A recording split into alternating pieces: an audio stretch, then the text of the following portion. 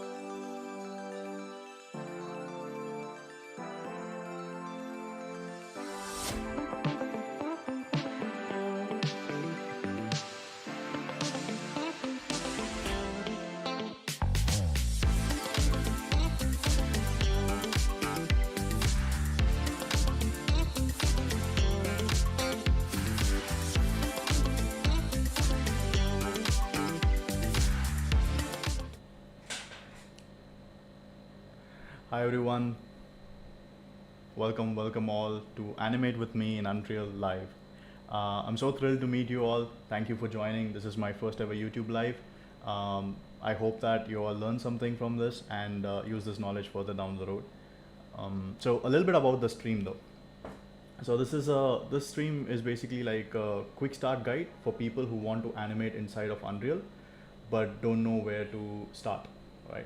So this is like a follow along type stream. So if you are, if you have an access to Unreal Engine, if you have access to a good system, Unreal Engine and all set up already, like I mentioned in the post before as well, that you can follow along the stream, all right? So you can basically follow me step by step and create a scene inside of Unreal Engine and start animating with me. So I have enabled DVR. We'll talk about that a bit later. So this session is going to be jam packed. So there's a lot to unpack here because I want this video to be a one-stop guide, one-stop shop for anyone who wants to venture into the world of animation inside of Unreal Engine. All right. All right. So let's talk about that's what about this session is, what the session is going to be about. Let's talk about the takeaways from the session. So what's going to be your takeaway? So I'm just going to play a slide over here. So after this session, you should be able to identify the best setting for animation. So Unreal Engine from the very beginning does not is not a very animator friendly software, because it's a game engine and it has tons of features relating to that. So developing games, so it's not predominantly made for animation, so you'll have to do some settings and I'll show you what settings those are. Second is that you have to use you'll be able to use the graph editor and the other editors that are related to like animation very effectively. At least the core basics of whatever you will need to actually just get up and running into animation, that'll be there. Then there's gonna be you'll be able to, by the end of this session, you'll be able to create a shot from scratch to finish. So where to start in Unreal Engine is like a head scratcher in the first place. All right, so you have an Unreal Engine open, and people, even the people who are like used to Unreal Engine, they might not know where the tools are and how you can efficiently key where what kind of tangents, what are the shortcuts for changing tangents and stuff like that, obviously. But you could find that all out with a little bit of research, but then I want this guide to be a one-stop shop. You guys can come in and just start it from look at it, watch it from start to end, and then you'll be able, by the end of this video, you should be able to start animating. As I said, there are some requirements for this. And as I mentioned in the description, that you need to know animation, at least in any 2D or 3D software, to understand what a graph editor is, to understand the posing of a character and stuff like that. This is not an animation masterclass, or this is not an animation basics basically. And at the same time, I will not be walking you through too much of basics of Unreal Engine, like navigation and stuff. That's I assume that anybody who's here already knows that. If not, then there's a lot of other videos that can walk you through the basics of Unreal Engine, and then you can come back to this this once again and then check. But nonetheless, I will be talking about everything, each aspect of what I'm doing. Okay, so you will be able to understand what I'm doing. And in any case, if you don't, then just put in a comment, and I'll see it and I'll respond to that. Yeah, so there's going to be an exclusive content for the live viewers. All right, so you're going to get some metahuman tips, setting up a metahuman. Metahumans are one of the most, I would say, the most advanced and the most beautiful rigs available out there. They're very realistic, but they have to be, you have to go to some settings to make them usable, right out of they're not very user friendly right out of the box. So I'm just gonna walk you through how to do that. I will try to edit it out of the YouTube video that I'm gonna post later, like the offline video for other people, so that those tips remain exclusively for you. And there's gonna be a free giveaway. It's going to be an animation assist tool. All right, so it'll help you assist in a faster animation basically. So that's going to be a free giveaway. I'll give it towards the end, so please stay tuned till the end. And that won't be available for that'll definitely won't be available for the people who will be watching this later, in the in YouTube offline later. Okay, so that being said, let me just dive into the stages. All right, what kind of stages they're going to be. All right, so first thing first is we're gonna set up the preferences. All right, so without setting up the preferences, it can be daunting to animate, because Unreal Engine, as I said, is not made to animate right out of the box, not like Maya or Blender. You just go into the Anim tab and you start working on that. That doesn't work that way. So we'll have to do some settings so that the editor, the Unreal editor as we call it, becomes animator friendly. All right. And then the next one would be setting up your character. All right. So even though it's pretty straightforward and simple, I will teach you how to actually get the character, how to set it up, and what are the settings that you need to go through to make sure that the character is animatable, in a very user-friendly manner. Then we've got setting up camera. All right. Obviously, you need a camera to render out your output, and as being someone from the previous field, camera is something very important, for any filmmaking. So I'm gonna teach you how to get in the sequencer. I'm gonna show how to set up a camera and some of the camera settings that you might need to. But I'm not gonna go too much detail into this. This is because this is about animation. So we'll just keep it to the very bare basics. All right, because the camera itself can have its own session. Maybe I'll do it later, but for now, I'll just show you how to set up a camera. And then we'll go into animation. All right. So then comes, after all of this, is when you can actually hit the rubber on the road and then get going. So we're gonna go for animation after this. Cool. So that being said, let me just go into the Unreal editor. Okay. So what I've got over here is a vanilla Unreal editor. All right. So this whole interface is called Unreal editor. This is vanilla. That means that I haven't changed any settings in this. This is how it opened up for me from the very beginning. All right. So what I'm going to do now is I'm going to just throw in a cube. All right. So just so I have something as a reference point for whatever I'm doing over here. So I'm just going to go closer to the cube. I'm just going to press F. All right, and I'm not going to go too much into the navigation, but I'm going to show you some settings that you have to do before you start working. So first one is to invert the middle mouse pan. All right, so if you click your middle mouse button and drag it around, you'll see that usually it goes in the opposite direction. All right, so you'll have to go to your edit. You'll have to go to editor preference. All right, and in here, I'm just going to minimize this a bit. All right, so I'm gonna go over here and I'm gonna search for invert. All right, so sorry, if you'll see, you'll find that there's an invert middle mouse pan. You just click it. All right, then whenever you like move your try to pan your scene, you will notice that it properly goes with the middle mouse. Otherwise it's actually inverted. So this is a setting that you need to do, because in any other software, any other animation software, this is the basics, right? And we are used to it. So let's just do that. On the other hand, we have if I left click drag, you see this whole entire scene is tumbling basically. All right, so it basically, what you can do is you can go closer and come back, and you can pan left and right. That's what the left click button as a default does in Unreal. Okay, so what you're going to do is you're going to settings, you're going to go to settings, and then you're going to type marquee. All right,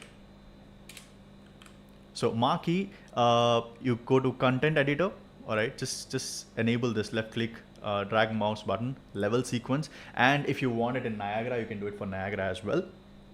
All right, I'm not going to use it, but I'm a little superstitious, so I just turn it on. So it won't hurt if you turn it on, but I just do it. And then don't forget this one, left mouse drag does marquee for a general setting as well. So even if you are inside of content editor, even if you're outside of even if you're inside of level sequencer or you're outside of level sequencer, you still want to be able to drag and select, right? Because that's how we're going to select multiple controllers in an animation, in a rig, right? So turn this on as well. Okay, now if I go back and I'm gonna like drag select,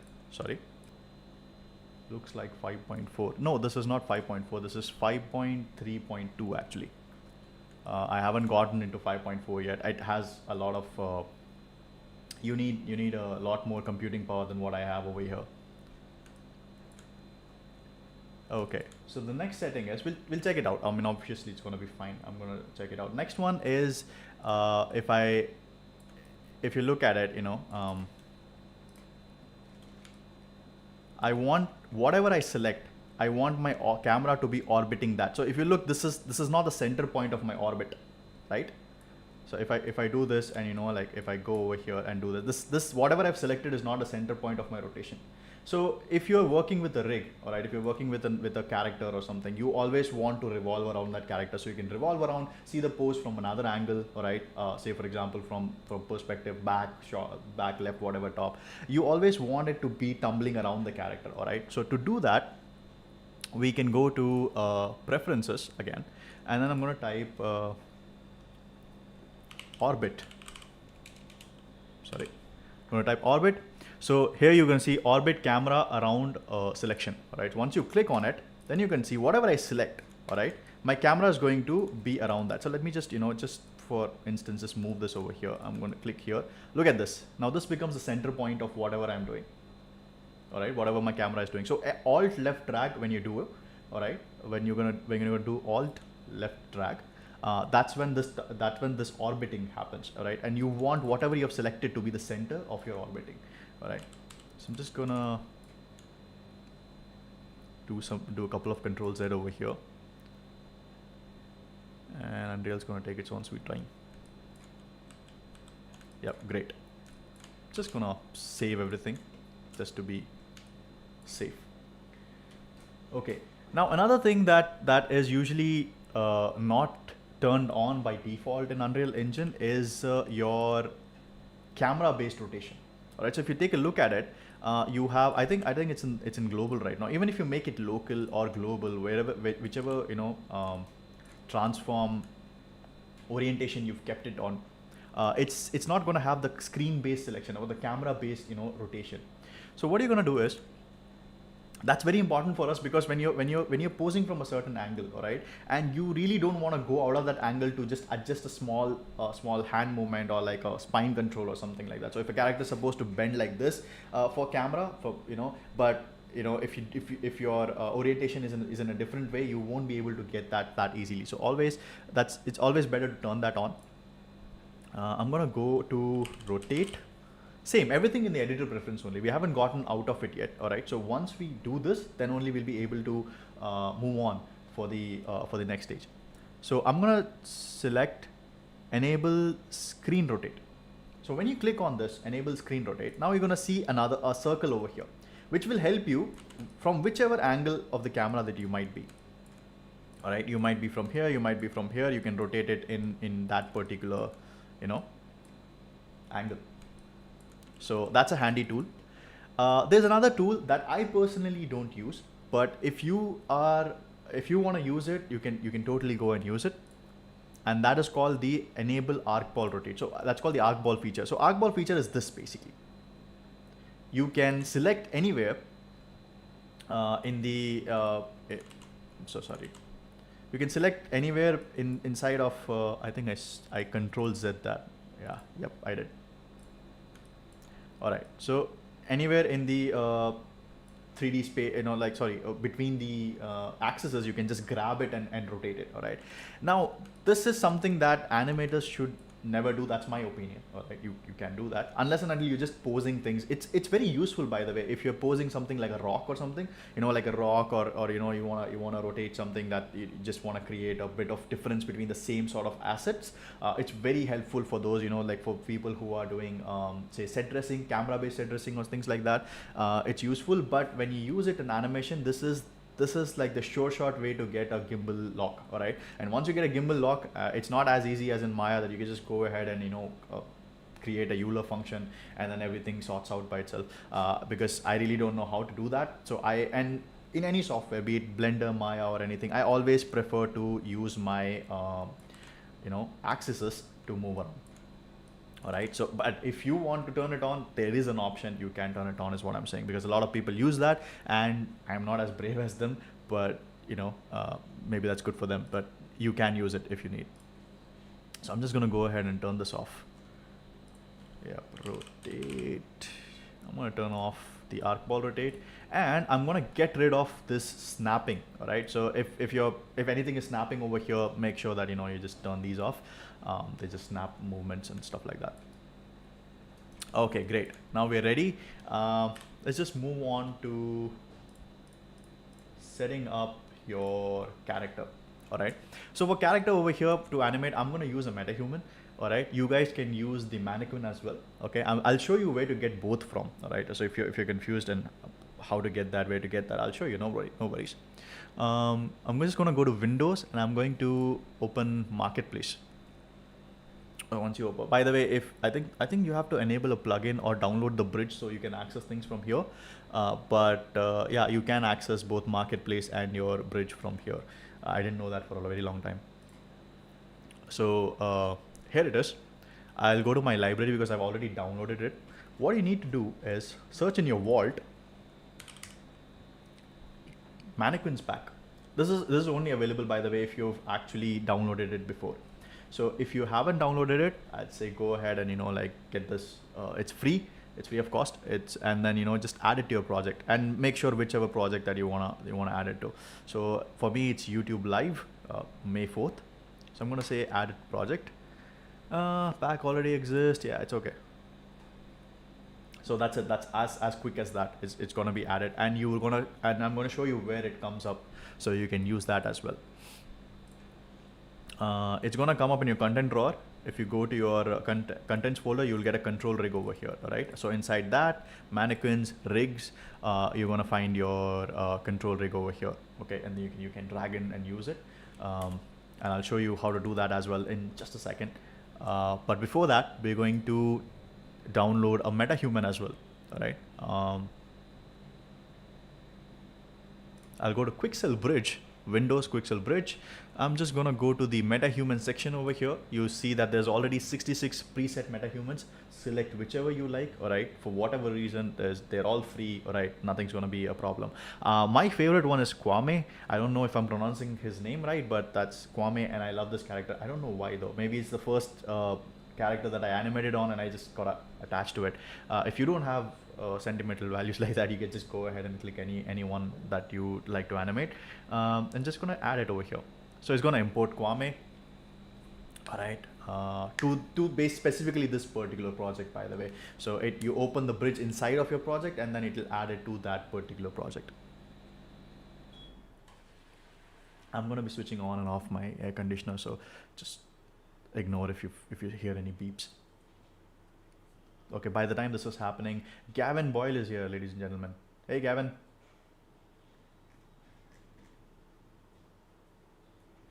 All right, a lot of people.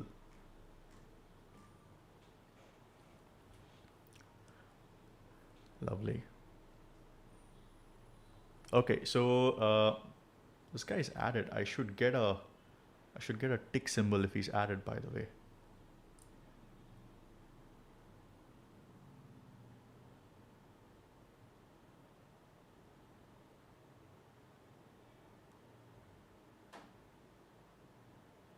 Okay, now he's getting added. So as soon as you add Metahuman, there's gonna be a bunch of enable. There's a lot of plugins missing. Errors that's gonna come up. Basically, it's usually three pop-ups. Don't get scared. That's something that happens all the time. Let me just turn off my webcam overlay to show you what exactly I'm talking about. So you see this over here. This is the plugins missing. Pop-ups that you're gonna get. Don't worry about it. It happens. It's supposed to happen. All right. If this doesn't come, then there's something wrong. So just enable them. All right. Enable all your missing project plugins. All right. And then it'll ask you to restart the Unreal Editor. All right. Just go ahead and say restart now. Yes, I'm gonna save this. I wanna save this. Save selected. So yeah.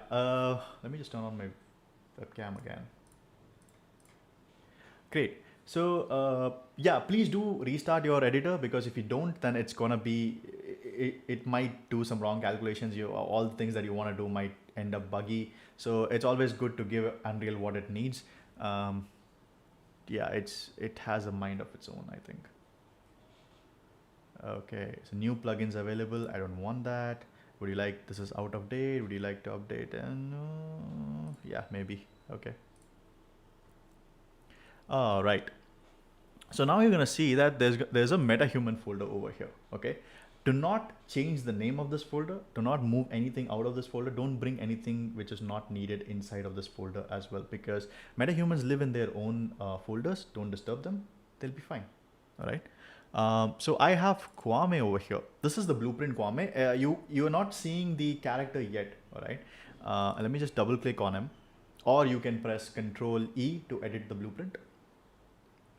This is going to open up the blueprint. All right. So this is the Metahuman setting that I was talking about. If everything goes well and YouTube lets me edit this video before I put it on to the upload it to YouTube, I would edit this out so you guys have. Okay, there's another. Yep, I said 3, so we only got 2. Yep, that's the third one. So I'm just gonna click on enable. I don't think it's gonna ask me for restart. Oh my god, seriously? Okay.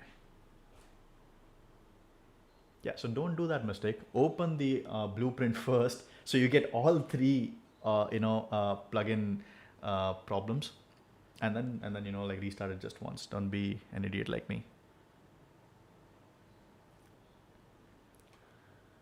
Nope. Okay, so I'm gonna open the blueprint, and it's gonna throw up something scary. All right, so don't worry.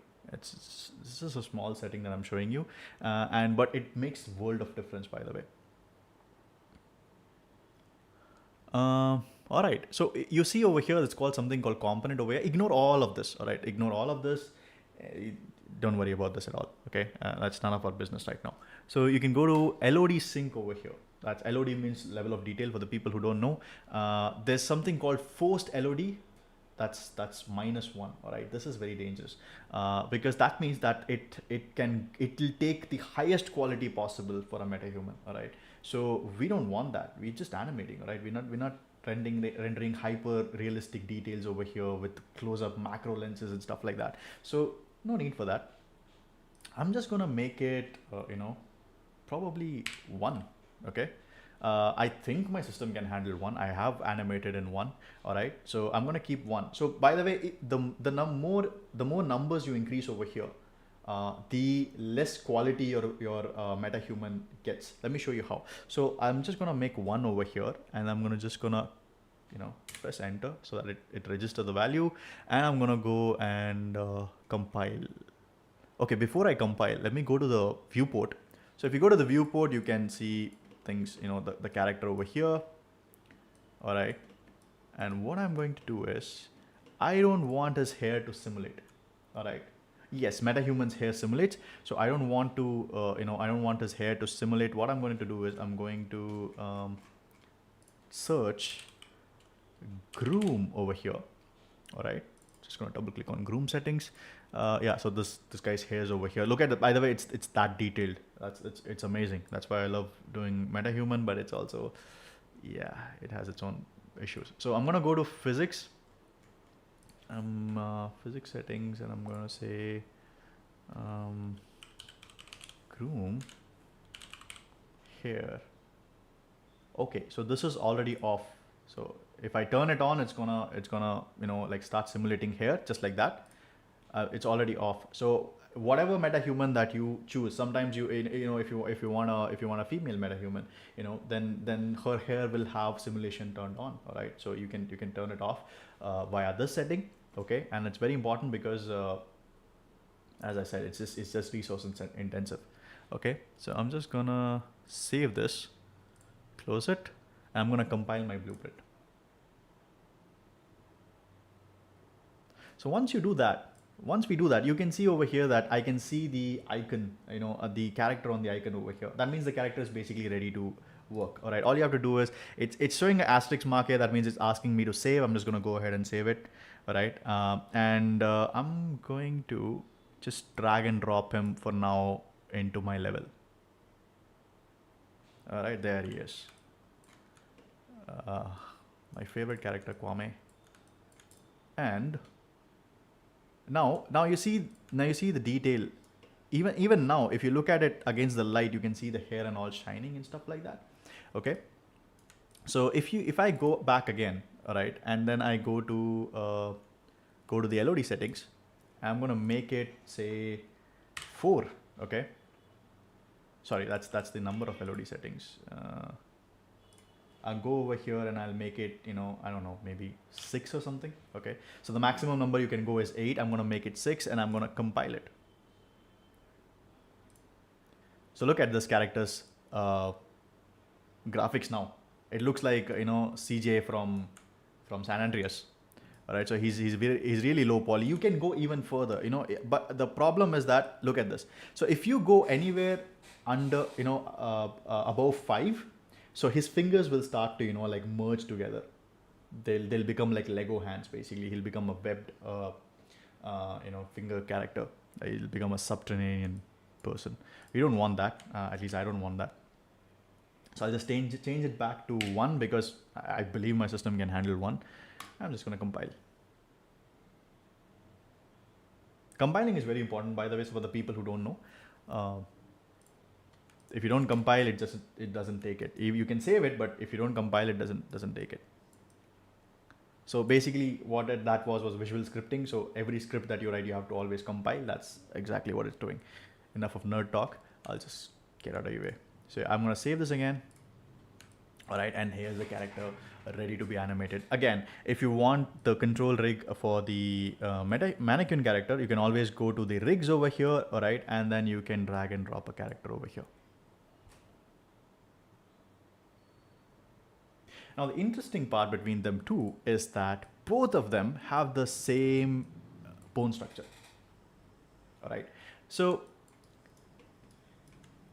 this guy and this guy has the exact same bone structure, if I'm not mistaken, and I am not. I don't think so. So what happens is that if you are not able to afford a metahuman, performance-wise speaking, you can always go to a mannequin and animate, and then you can retarget it to metahuman. That will always be fine. There's not going to be a problem. And with 5.4, retargeting is like that. All right. So you can animate here. Or the people who are like I don't have metahuman. I don't want to use metahuman. I don't know if my computer can handle it. Don't worry about it. Just go and animate a mannequin, because only thing that's missing is basically the facial. Obviously that character doesn't have a facial, and that's why it's so light.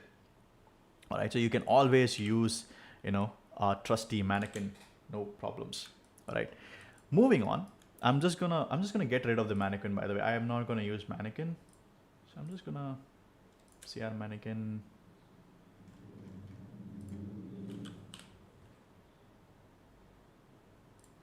Yes. Okay, great.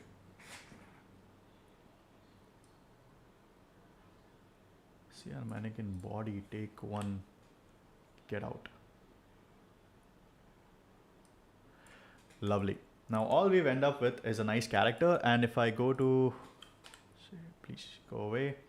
If I go to my Kwame, if I drag drop him into my sequencer over here, all right, then you will see that I have a blueprint, all right, and then I have a Metahuman control rig on top of it. So this is exactly identical as that mannequin. So you can do all your animation on mannequin, and then if you get a chance to port it into a powerful system, you can always retarget it to Metahuman later. Not a problem at all. Just a second. Thank you. All right. Great. So you get facial controllers, you get face control boards. Face control is amazing in Metahuman. All right. The only problem is, what did I do? Yep.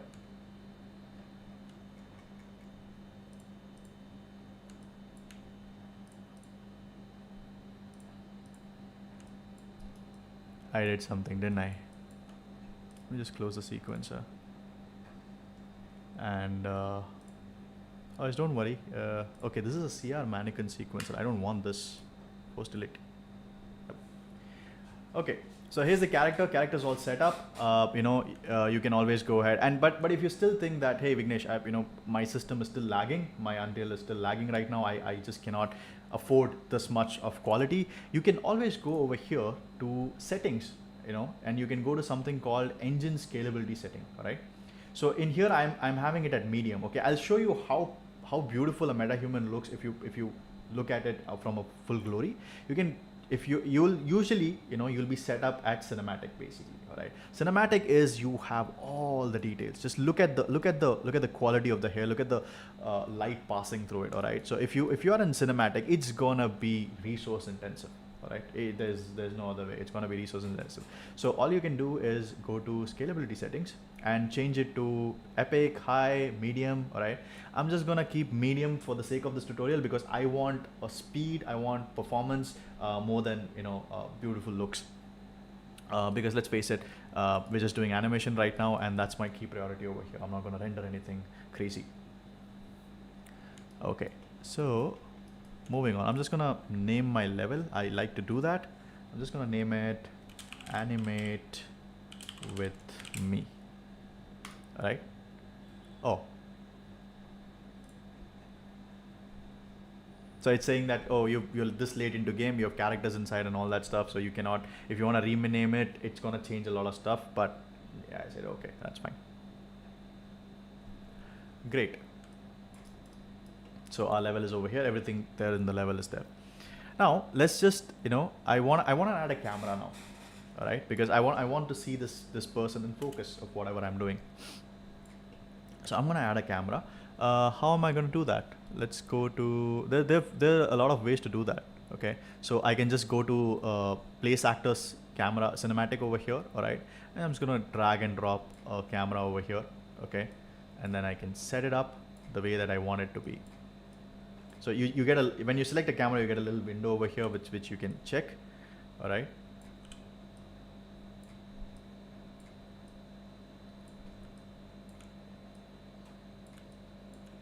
I'm just gonna make it 90 degrees. I want it, sorry, minus 90 degree. I want it facing straight at him. That's the basic camera that I'm gonna use.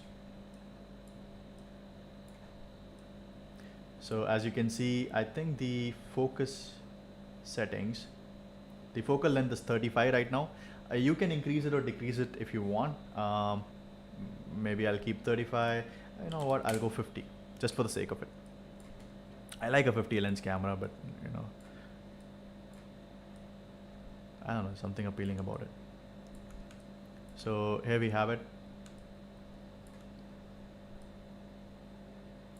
I'm just going to keep him over here. Now, the next thing I'm going to do is you need to create a sequencer. Like we talked about, you need to create a sequencer. Sequencer is like the canvas in which you're going to paint. All right. So if you're a painter, sequencer is your canvas. If you are, like a sculptor, sequencer is your marble, whatever. All right. You get the gist. I'm going to create a sequencer. To do that, I'm going to animation. Nope, I'm gonna go to cinematics and I'm gonna create a level sequence, right? I'm just gonna name this as anim. That's it. I'm gonna say anim, and I'm gonna open it up. And what I can do now is I can start drag dropping things directly into the sequencer. All right, so I'm just gonna delete this guy from here. Oops. So he's here. I'm just going to drag drop him into here. Okay, don't go here. It doesn't take it. Don't go to this side. Go to the timeline. Drop him over here, and you'll see that character is now here. And you can do the same for the camera as well. All right. Or you can just click on a camera over here, camera button over here, and you will automatically get a camera with your camera cuts and everything, placed for here. But then if you create a new camera, it won't be the same camera. You've already posted. So I'm just going to go get rid of it. I'm going to take the new camera, all right? I'm going to take my camera and I'm going to drop it down. So you see that now we are, we can pilot the camera. If you don't want your camera to be changed, say for example, this is the view that I want. I'm married to it. I don't want to change it, all right? So I'm just going to go ahead and click on locked, all right? So I think even if I move it, it should come back here. Yeah, that's what it's going to do. To understand that if you locked it, you won't be able to animate it either. So, you'll have to open up that. But for the purpose of this tutorial, I'm just going to keep the camera just like that. So I'm just going to keep it locked. So because I don't want it to get lost anywhere.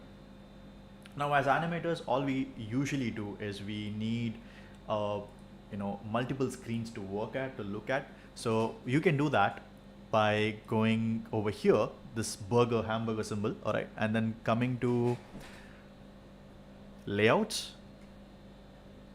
Yeah, and coming to layouts, and then you can have a 2-split panel, all right? So I'm just gonna have a 2-split panel. I'm gonna go from perspective to my cine camera actor over here, and I'm gonna go to perspective over, you know what, I'm gonna change it. I'm gonna go to perspective over here.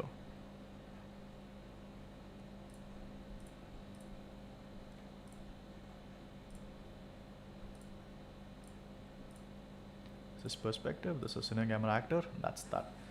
You can have your cinematic viewport also over here. So if you'll get all your play buttons and stuff like that, if that's something you fancy, all your lens value and your aspect ratio, film back, everything will show up over here.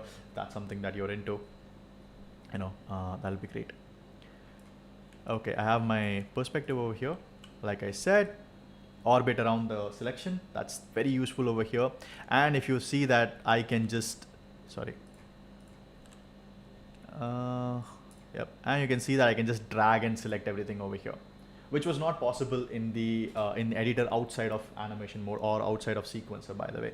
So I can just drag select everything, all right, and then that's that. So our character is set up, our camera is set up. I'll show you a little bit more details in the camera, by the way. So if you're like, hey, you just put in a camera, anybody can do that. Show something extra, why not? Let's go and check the.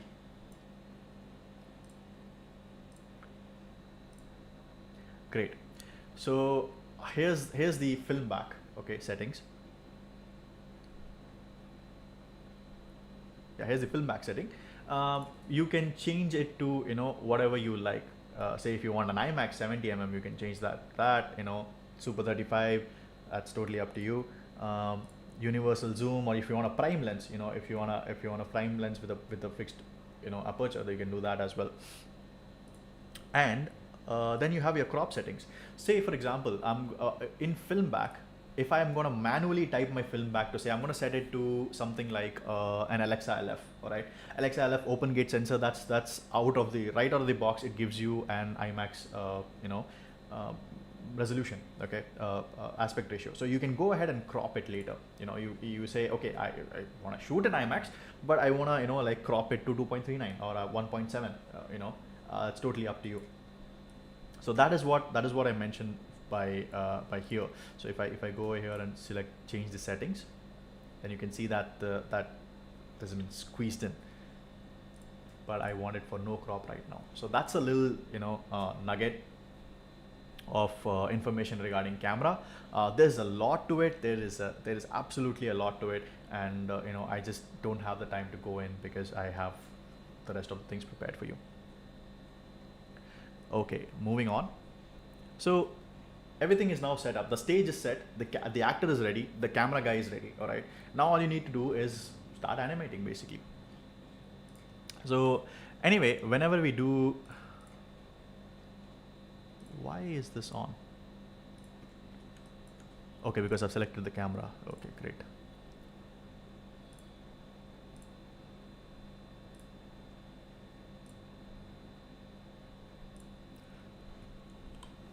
By the way, if you select it over here, it will just click to your camera and you can say Shift C and you can get in and get out of your camera view, basically. Just going to keep this as a camera actor.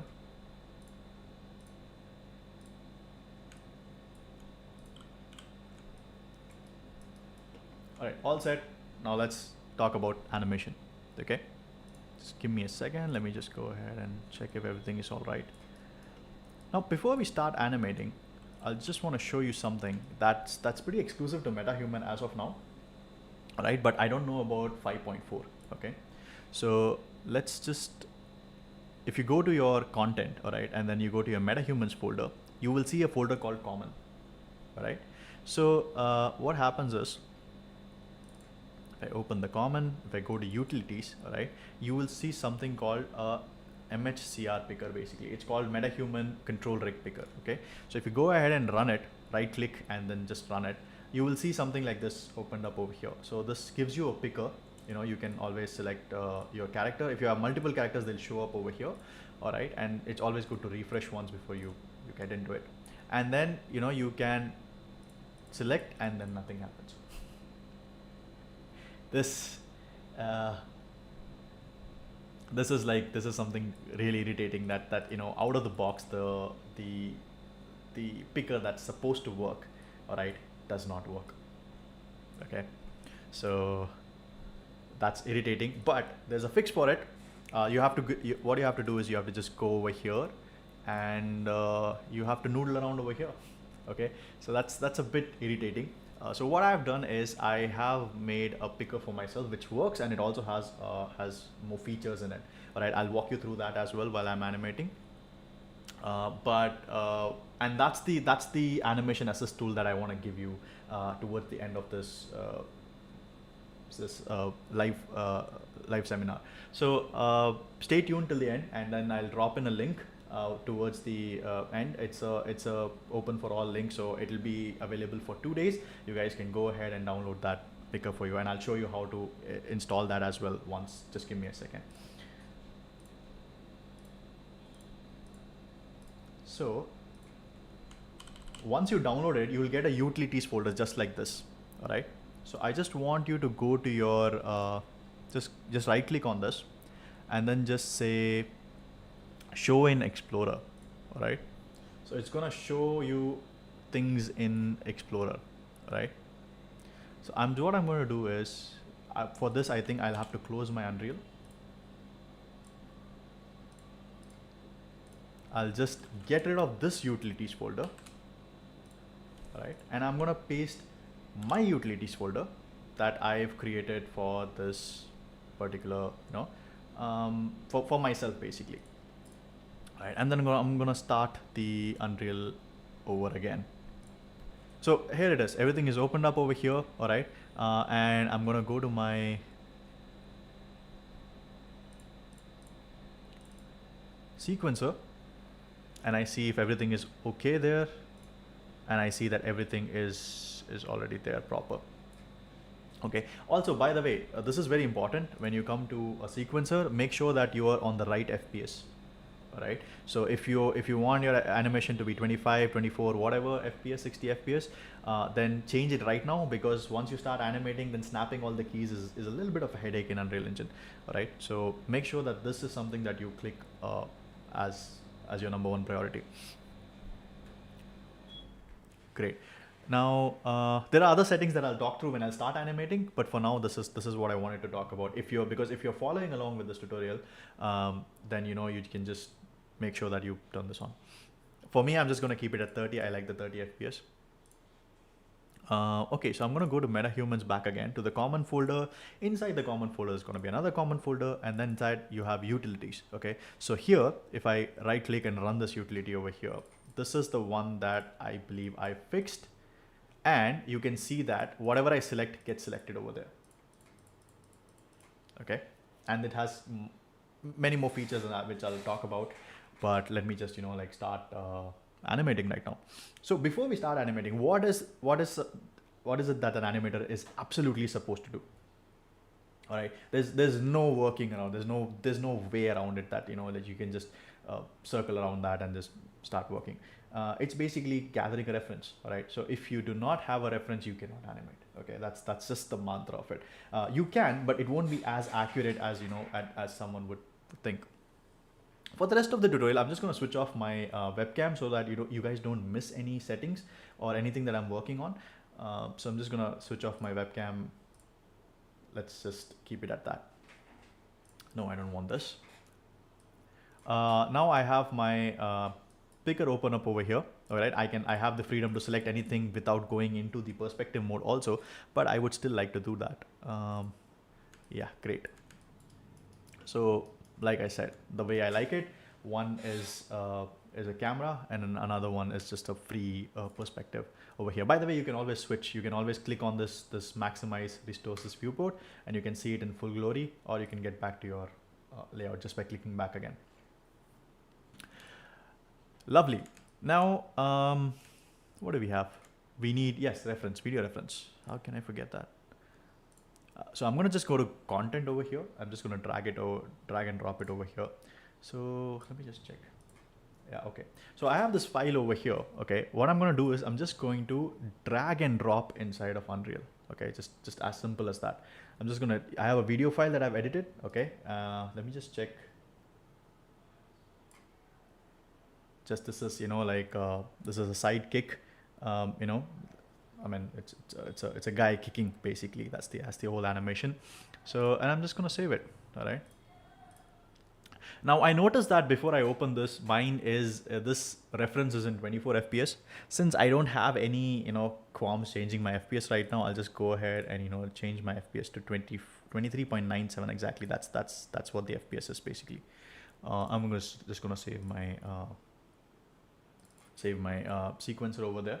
So mine is almost 24 FPS. Okay, so I've also set my reference for that, and I've also set my sequencer for that. Now, how do you get this reference onto your camera view or whatever? All you have to do is, it's very simple. You just have to drag and drop it over here. All right, and then you have to just change the details. You go to details panel. By the way, details panels is what your traditional transform, rotate, and all that stuff is there. When you will start animating, and when you key it, that's when your anim details activates. All right. So unless and until that area, that particular object that you've selected has keys in it, this will be blank. All right. That's the best way to know if that animation is already if it's keyed or not. If there are details, that means there's a key somewhere. And this is like just that. So I'm just gonna make it -90, I believe. Yeah, that's how it will work. All right, and I'm also gonna drag and drop this into the sequencer. That's how it will start working. Like I said, everything needs to be in the sequencer.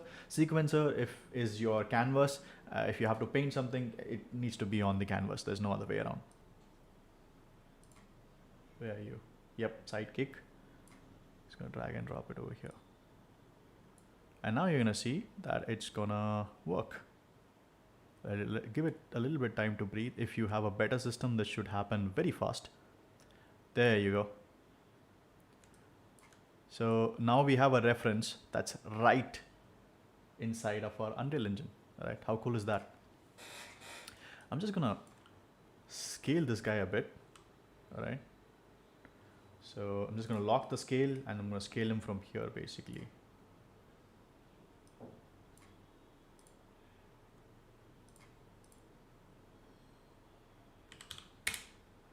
Oh, too much. That's also big. How about 3? I think that works well.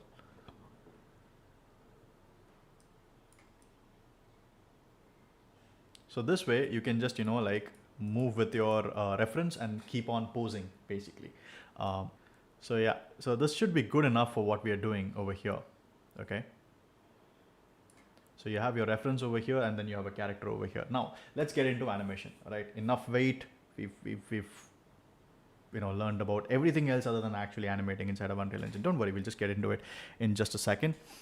So I don't think I really have to come back to this side much. So I'm just gonna open this and I'm just gonna turn on my video for just a few more minutes so we can talk. All right. Okay, so how do you start animating? Okay, so you're now in Unreal Engine. You put in your camera, you put in your character, you put in your video reference, you're set to go. How do you start? Well, it's pretty simple. All you have to do is just go to your blueprint, all right, go to your Metahuman control rig, and then you can like select whatever you want to select. So once you select it over here, you should see this thing popping up right away.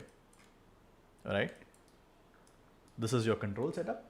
Okay, this is everything is just as it would be in any of the normal animation software.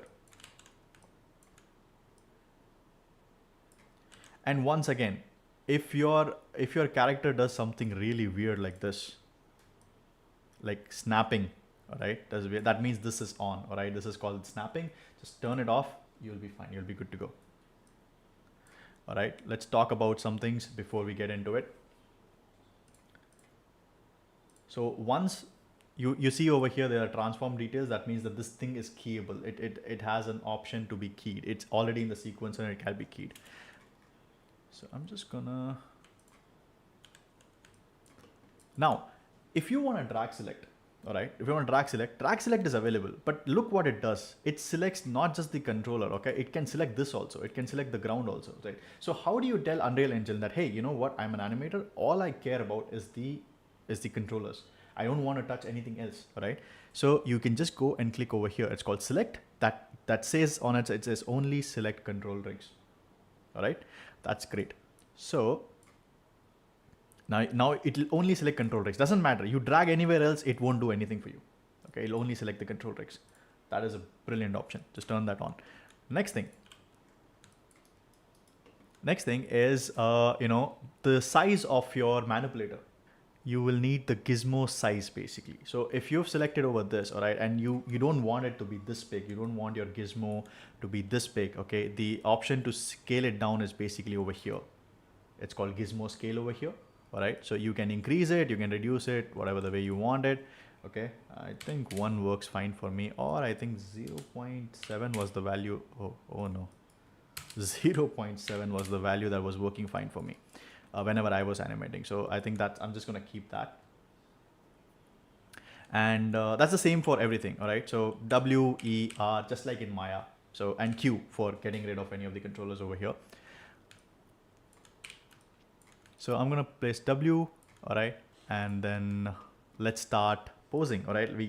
I'll just keep on talking if I just go ahead. So I'm just going to start actually keying and putting the rubber to the road. So I'm just going to key everything on frame 1, right? And I'm going to basically start posing my character now.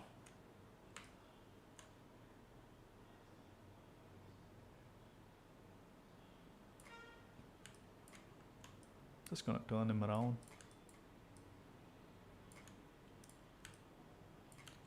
Just going to select. It back, turn it around, use my left foot control, move it forward. All right, so that I'm creating a bit of balance. Sorry. Oh, okay, I see what happened, and that's a good value lesson for you guys as well. So you see, I made changes. I set key and I made changes. All right, and then as soon as I pressed Control Z to change something, you notice that everything went back to the first keyframe that I made. That's because the auto key option is not on. All right. So that's something that you really have to turn it on basically. So here's the auto key option. And now if I gonna make my changes, it's gonna record on top of the key. All right, so I'm gonna move around and see that now that's working. So yeah, that's a good thing that it happened before I went too deep into the posing. Also, by the way, this is the stage where you can define what kind of key are you going to create basically. So if I'm going to start blocking now, all right, which we call as step tangent inside of Unreal, inside of Maya, what you need to do is you're gonna go to key over here. All right.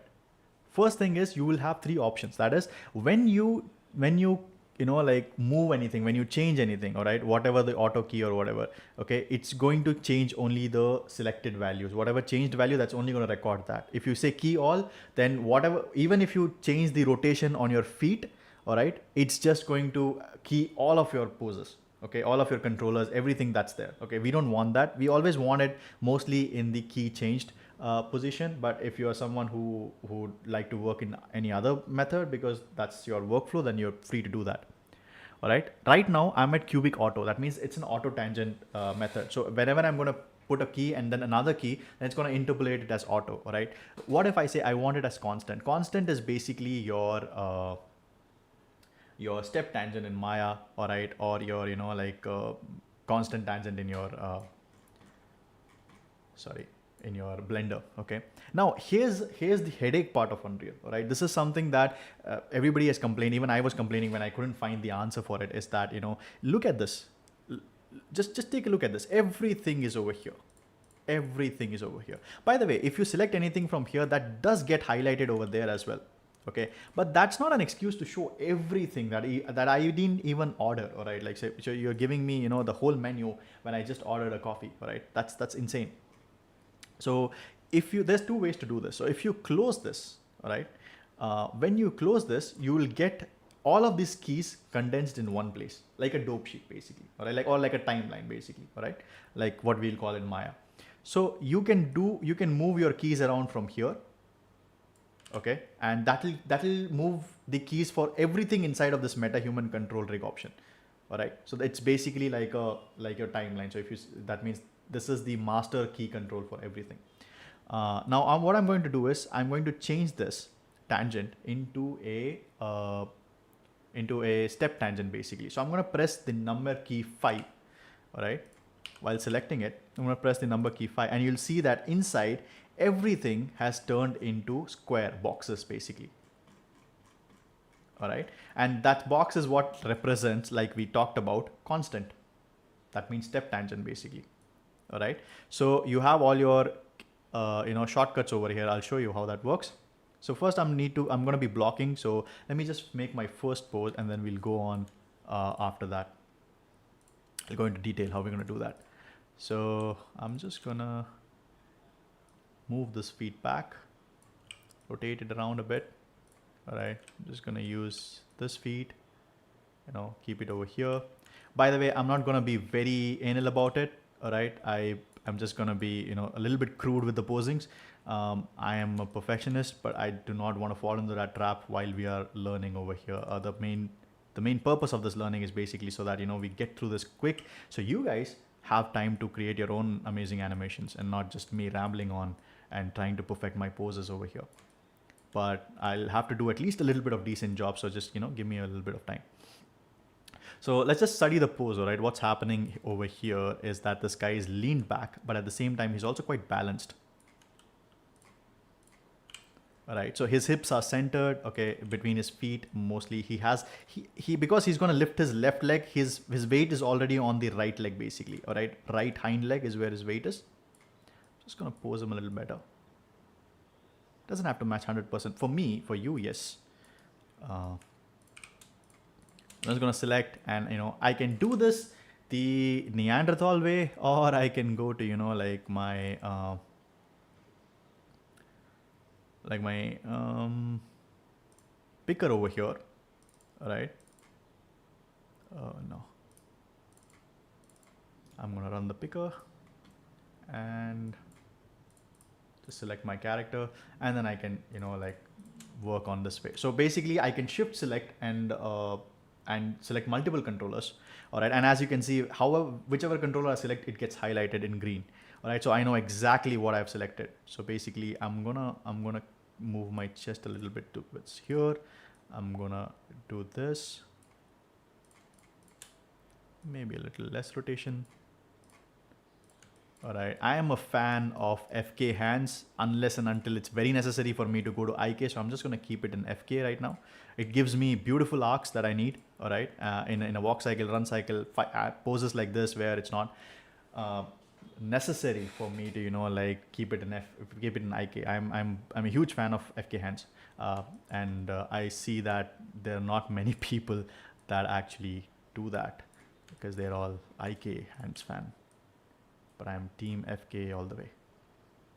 All right, now here's the trouble. Okay, now I want a local access, but this is a global access. Okay, there's a way to do it. Again, there's a long way to do it. There's a short way to do it. If you click on this, all right, you can change from global to local. All right, but since we are not, you know, since we are animators and we are very, very short on deadlines all the time. So we need to know the shortcuts for this. It's control and the tilde key, basically. Tilde key is, or backtick is what you call a key that's on top of tab or under escape. So if somebody could just, you know, like type in the comment if everything is clear, just, you know, just say, hey, everything is fine, just keep going. That'll be great, because I really don't know what's happening over there. So if you press control and tilde key, you can, you know, like shift between your controllers. I mean, sorry, you shift between your world and local access, basically. All right. And yeah, that's true for all the controllers, right? That's true for even rotation as well. So control and tilde key, you know, for rotation as well. Also, if this is on, you know, that means that it will remember for each widget, basically. So if this is on, that means, and then you have you selected local access, and then you went to so let me just show you. That's much easier. All right, so if I press R over here, you see that R is basically global. All right, no, it's also local. So what if I make this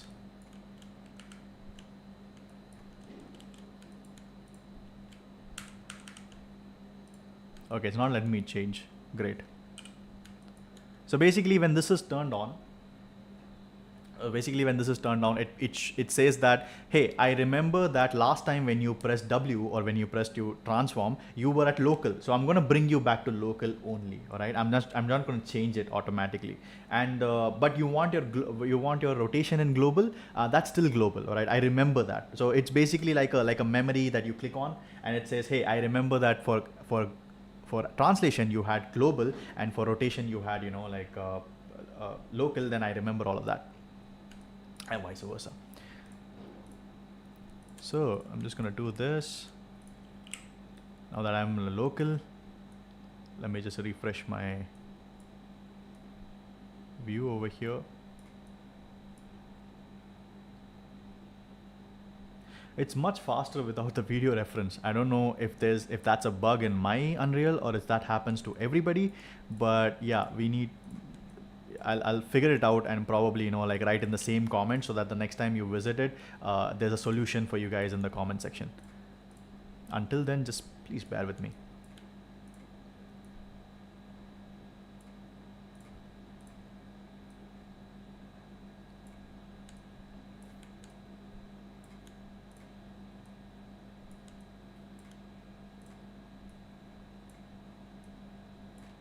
So now that we're gonna move on to focus on you know, like hands, basically, or fingers, you can do it from here as well. By the way, if you press any of the green buttons over here, that will select the entire row of whatever you have. Okay, that's true for spine as well. That's true for leg as well, shoulder, arm, whatever you name it. All right. But for now, I'm just gonna, you know, use it for the. Great. I'm just going to use it for this. So again, with the posing, there is a way that you can do it the old-fashioned way of doing everything by your hand as of now, all right? Or you can always create poses for yourself, all right? So as you can see, if you just click on it, a window opens up. That's like the control rig pose, all right? And then I can select whatever the folder that that I need, basically. So I have it over here. So I can get this only from this particular folder, is it? Great. What I'm going to do is, I have already created some poses for myself.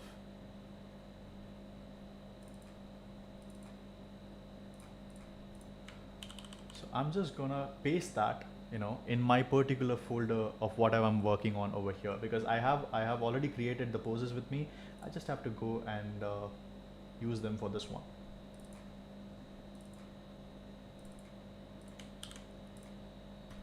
And it's already here. Let me just see if that folder shows up. Yes, it does. All right. So this way, by the way, it's an amazing feature that you can, it's inbuilt, and you can, like just paste the post over here. All right. So what I'm going to do is I need a fist controller.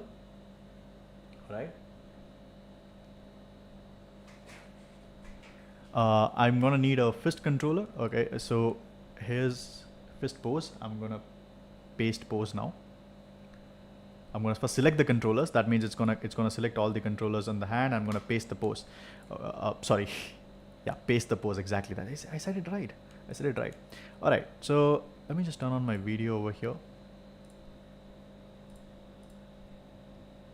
All right. I'm going to paste pose over here. And you can see that I have a wrist, I have a fist pose made already. Okay. Now you can say, hey, Vignesh, that's all cool, but what about the other hand? All right, look, I need this for the other hand as well. So here's the magic. You don't have to make it for two hands. You just have to make it for one, and then you're gonna select on. By the way, please keep this on. If you don't keep the key on, then it won't record as a key. It'll just it'll create the pose and leave it right there. So you have to create a key. So now it's keyed. Okay, great. Now you say, hey, I want it for the left hand as well. I want the identical pose for left hand. Okay, it's like, great. Don't worry about that. I've got you. So all you have to do is, say mirror, select those controls. You see that the opposite hand controls get selected. All right. And then you're going to paste the pose over there and there, boom. All right. So whenever you get a free time, this is what I do. All right. Whenever I have a little bit of free time, what I do is I always make finger poses and keep them ready. All right. Because those are the things that are annoying, to pose. If you have a base, you can always work on top of it. At least for me, is the first poses of finger, it's very annoying for me. So I keep a library of poses created, and then I just use them throughout. All right. By the way, this is a wonderful feature for people who were constantly asking about this question that hey dude, there's no way to mirror my pose inside of Unreal Engine. You can mirror an animation using Blueprint, but you can never mirror a pose. Hell, there's a solution. All right. So you select all that. You go to, I don't know why it shows this way. One second, let me just.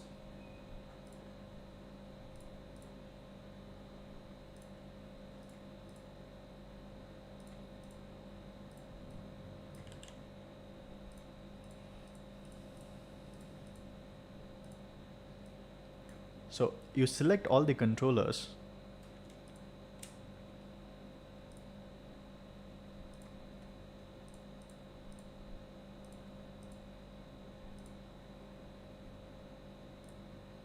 Basically, sorry for the rambling, just a second. Where's my utilities? Yep, this guy over here. So let me just select all of my is over here. So by the way, even if you don't have the marquee drag select on, Unreal does give you an option. You can use Control and Alt, and then you can drag select anything anywhere. All right. So that's exactly what I'm going to do. Control Alt, and I'm going to select everything. sometimes, you know, it might leave something. So just go on both sides, Control Shift Alt, and then, you know, like select everything.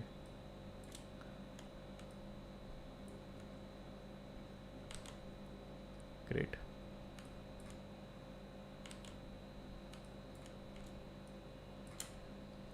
Okay, now you can see that everything is selected except for the feet for some reason. Let me just select that as well.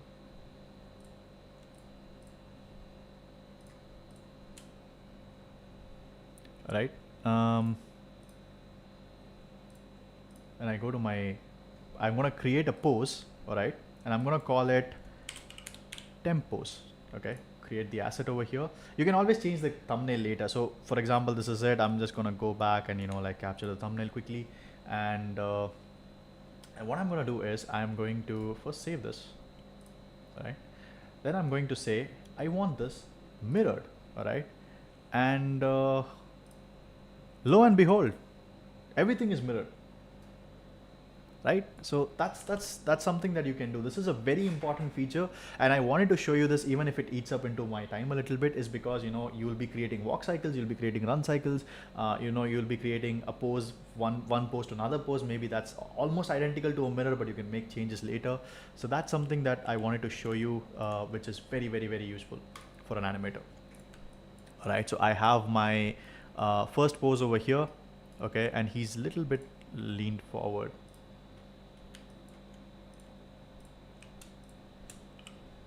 A little bit leaned forward, all right.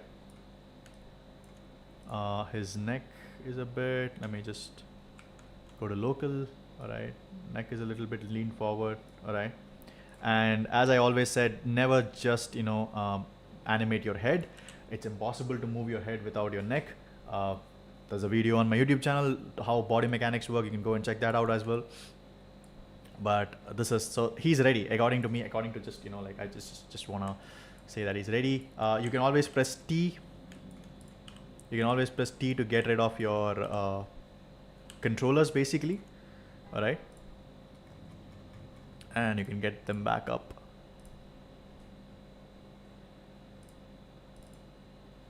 Get them back up later.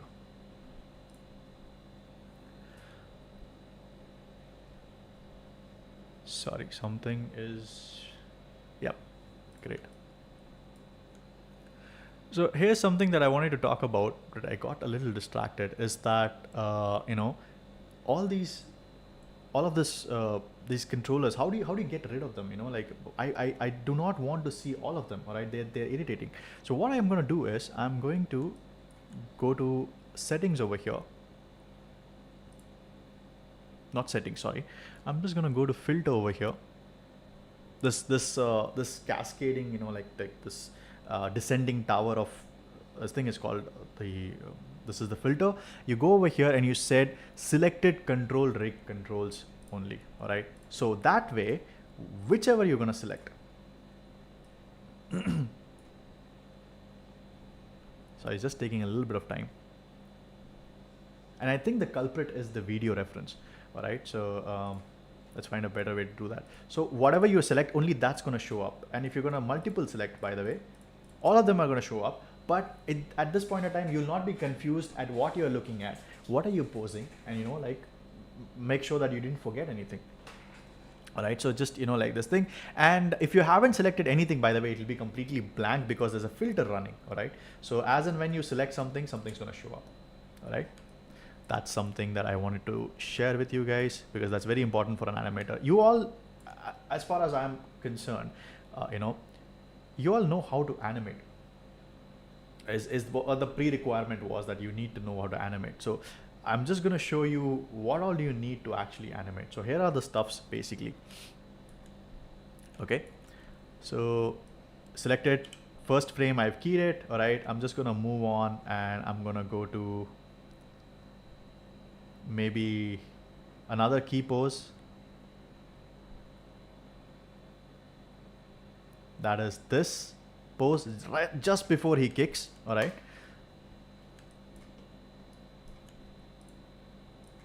Just before he kicks. So he's shifted his entire weight onto the back a bit. All right. But he's also a little bit forward. He's up. His leg is almost straight. and I think his leg has moved a bit. All right, I'm just crudely matching over here with what I can see in my camera view. Okay, turn him around, you know. Okay, sorry, it's in global. Let me just turn into local.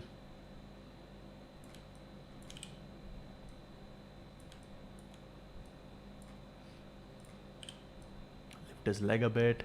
All right, I'm just gonna move that leg over that side, and I'm gonna rotate it. This is a good thing that the pole vector goes with the feet.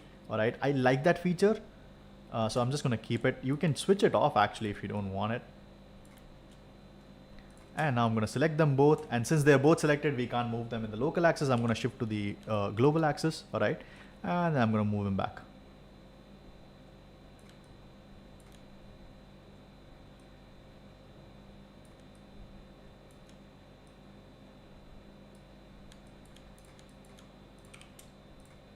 Also, how do you reset your controllers? All right, so one way of doing, as I always say, the Neanderthal way is to go over here. All right, and let me just switch off my video once again. So you see this option over here. You can go over here and click on this. That will, reset your values of. You can go and do it for translation, rotation, and scale. But if you are in a hurry, and which animators always are, we're always short on time. So you have to do is Control and G, by the way. All right. So if you go to your Unreal, if you go to Unreal website, YouTube channel, and you check what is the in the tips and tricks, what is it to change the pose back to default? It's basically control. They'll say it's Shift G, but that's wrong actually. Shift G doesn't do anything. It's Control G. All right. It took me a while to understand and play with that. But yes, it's Control G. So when you press Control G, it'll go back to like 0. Okay. So what I'm gonna do over here is I'm going to tilt him even more. All right, because he's almost like that. Okay, and then I'm going to balance him out.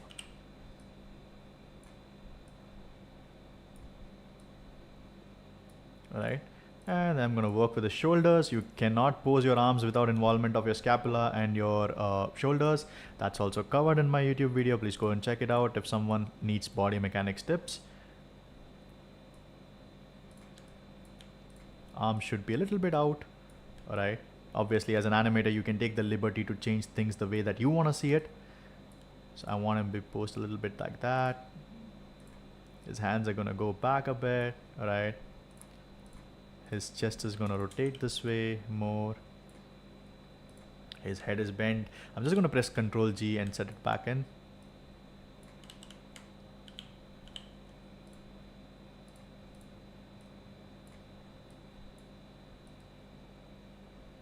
So he's looking down a bit. Make sure that you align the neck with the spine and the head both. All right, because that's exactly how a neck is supposed to work.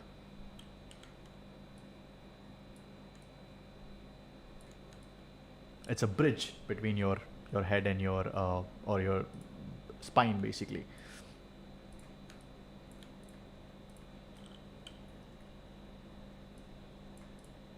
I'm going to keep the poses very crude over here, as I mentioned before.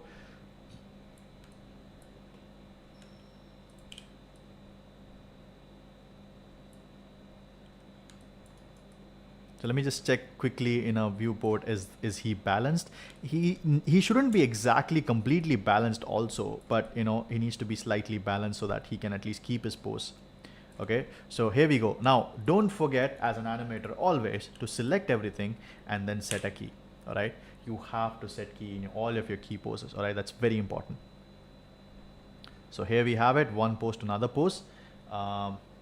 Since we're already at the 1.5 hour mark, all right, maybe I'll do one more pose and I'll probably stop there and show you what all the other features are, because we need to go to Grapheditor as well. All right, and then let's just say I'm gonna kick. All right, so let's just go to the extreme pose of a kick that guy is kicking. All right, that's this pose. Okay, and with very minimal body movements, I'm just gonna set key over here because we have our auto key turned on, so I can go ahead and make this.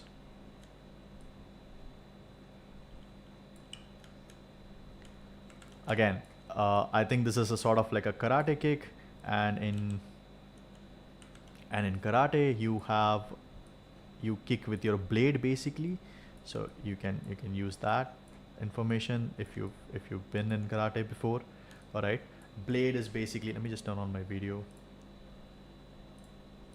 So if this is your foot, all right, if this is your foot and then this is your ankle, this is called the blade of the foot. So this is how they usually strike in karate. I believe that's the pose over there. In taekwondo it's called the it's called the mawashigiri, or at least that's what they told me. And yeah, so he has it. Let me just see what is the difference between. So basically you can use your period key and your full stop key basically to shift between keyframes. All right, so shift between the keyframes,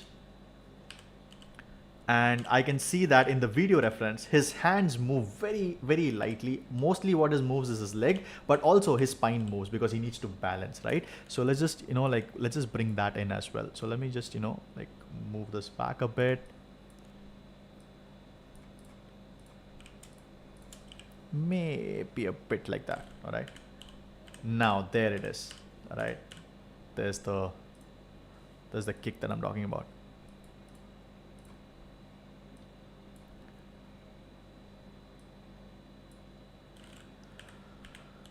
For the sake of our time, we're just gonna stop here. All right, I can always do all the animation, all right, but I don't wanna. I really don't have. I have to talk about a lot, and we have to go to Q&A session if the Q&A form is being filled up. So I'm just gonna stop over here with the posing. All right. So as an animator, I've done my duty. All right, I've keyed everything. Okay, so if I go to graph editor now, all I need to do is probably like make another pose over here. All right, now how do you go from one pose to another pose and make an in between. What I can do is I can just modify this pose into an in between, or I can play smart. All right,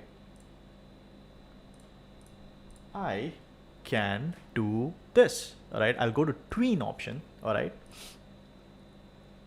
so basically this is the tweening. All right, what you have, your basic tween machine. All right, this is your pose, and this is your neighbor basically. So blend neighbor. All right, I've seen in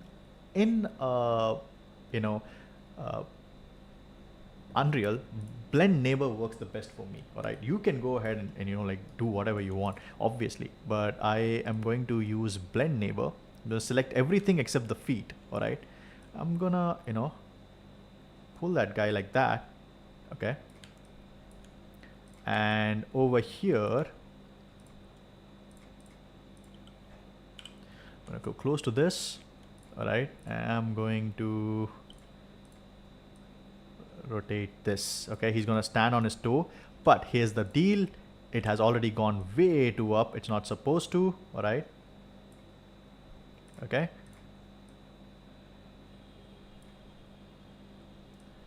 so if we look at it, wow. All right, with minimum effort.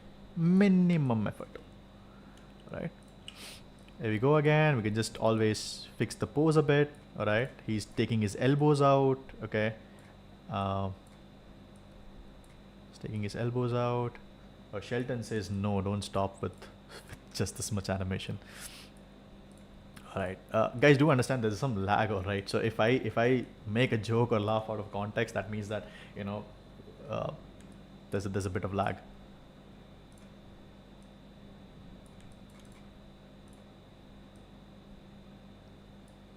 All right, lovely. So basically the shortcut to play is spacebar. You can figure that out. Mostly it's usually Play Blast and all the others. It's usually spacebar in all other software except for Maya. So just play, and if you want to stop, you can use Play Blast. You can use spacebar as well. I'm so sorry. You can use spacebar as well, or you can say K. You can press the key K. All right, K for key. All right, and you can stop your playback. And also, if you press B, okay, and drag in your viewport, you can drag and see. That's the magic. I'm not actually touching the viewport, by the way. If you not the timeline, by the way. If you look at what I'm doing, my cursor is over here on the screen. I press B, all right, and I drag. Just that, left click drag, all right. I press B and I left click drag, and everything is working, and everything stopped. That reminds me that I need to save my sequencer. It's been a while since I have done that. Don't be an idiot like me. Please keep saving your file again and again and again. All right. So you have to press B, B for ball. All right. So press B and then drag. And then you'll see that everything is moving over here as well.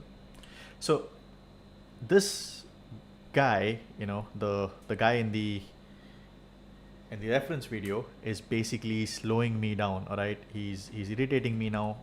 His role is over. Okay, so if you are not able to select it, because I think that's because this is on. Okay, if you switch it off, you can select it again. I'm gonna just delete him. Okay, yeah, I don't need you. Thank you very much. Thank you for your service. Please get out. I'm just gonna save. Wow, what a playback! What a playback! So just take a look at what's happening with this, you know, like with this cloth and all. You can switch it off if you're not a fan of it. Basically, look at how his. Let me just press T over here, or you can press G. It'll get rid of everything else other than the mesh. So look at the small tiny laces on his collar, basically, or in his hoodie. That's also get animated. That's lovely. And it's automated, by the way. You can switch it off. You can always switch it off.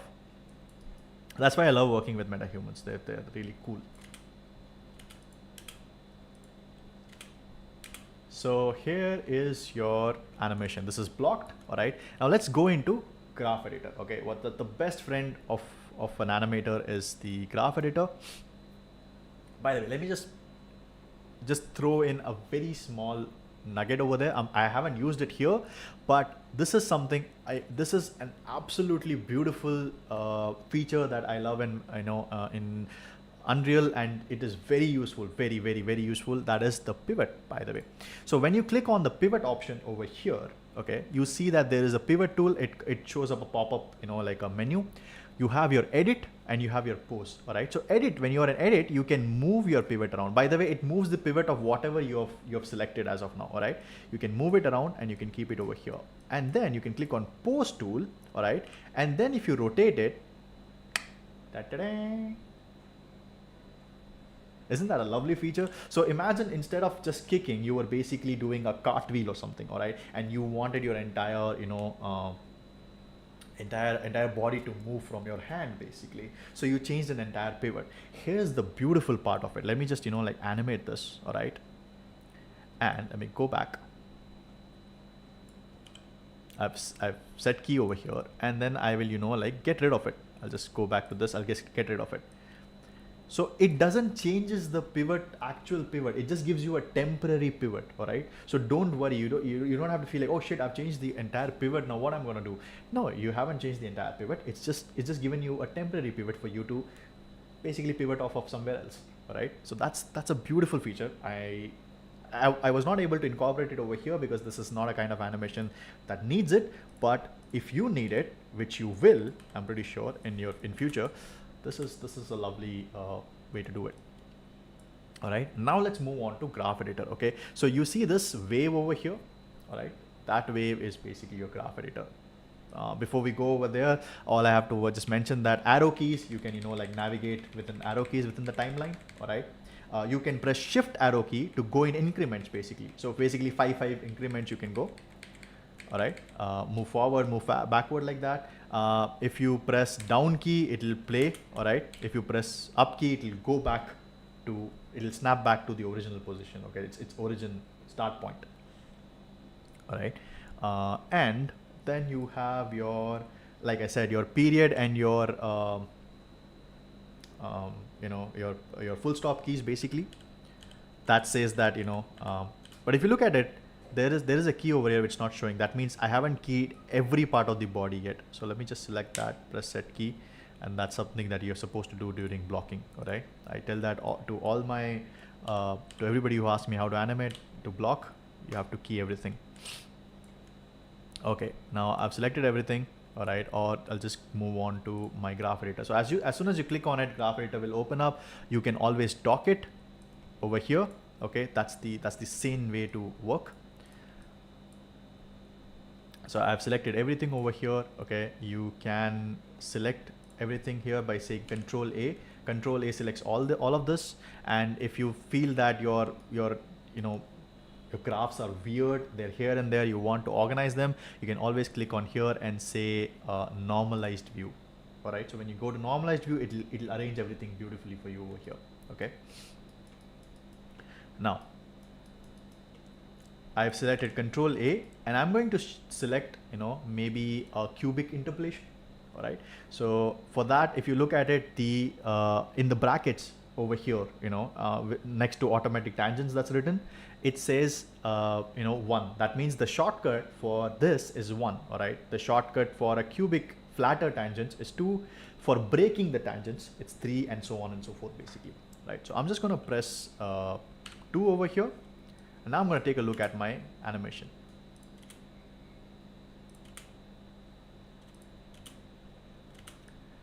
So obviously it needs work. Just because it's Unreal doesn't mean that it'll do your job for you all the very same. No, you have to do your own job. So you'll have to clean it up. All right, and I'm not going to go too much into detail of cleaning up, because that just goes into just manual labor that everybody do not want to see. It's a bit boring.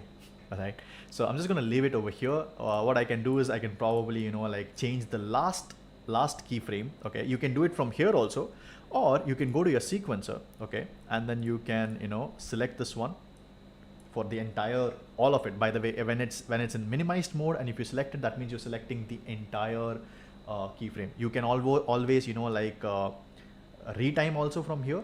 You can select and drag. All right, or you can press Control and arrow keys to retime your animation, basically. Right, that's a small knowledge nugget right there.